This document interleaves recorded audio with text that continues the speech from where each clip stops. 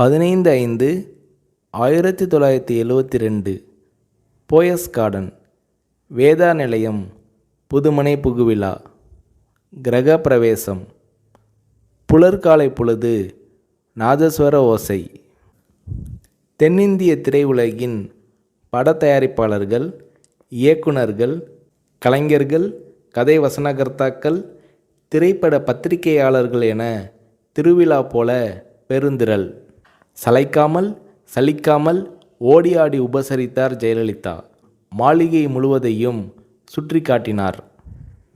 எப்போதுமே பத்திரிகையாளர்களை சகோதரர்கள் போல கருதும் ஜெயலலிதா அன்று ஒவ்வொரு அறைக்கும் அழைத்து சென்றார். இந்த மாளிகையின் ஒவ்வொரு செங்கல் செங்கலாக அணு அணுவாக பார்த்து கட்டியவர் என் அம்மா. இப்போது அவர் இல்லை என்றபோது ஜெயலலிதாவின் இமை ஓரங்களில் கண்ணீர் முத்துக்கள். படிப்பு அறை.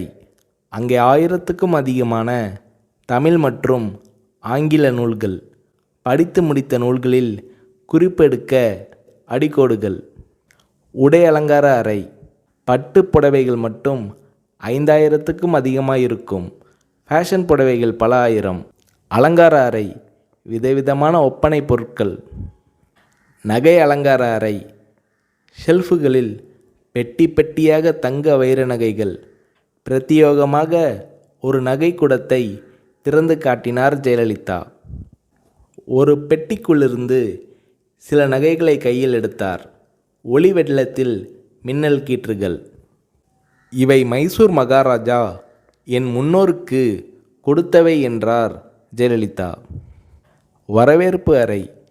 வெற்றி படங்களின் கேடயங்களும் பதக்கங்களும், அப்பா அம்மா படங்களும், ஜெயலலிதாவின் குழந்தை பருவ நடன அரங்கேற்ற படங்களும் வரவேற்பு அறையை ஒட்டினாற்போல் மிதியடிகளுக்கென்றே சிறப்பு அமைப்பு. நூற்றுக்கணக்கான மிதியடிகள். வீட்டுக்கு வேதா நிலையம் என்று பெயர் வைத்திருக்கிறீர்களே என்று இளம் பத்திரிகையாளர் ஒருவர் கேட்டார். அதற்கு ஜெயலலிதா அவர்கள், அம்மா சந்தியாவுக்கு அவங்க அம்மா அப்பா வைத்த பெயர் வேதா என்றார் ஜெயலலிதா. சந்தியா என்பது சினிமாவில் நடிக்க தொடங்கிய போது சூட்டிக்கொண்ட பெயர் என்றார் ஜெயலலிதா.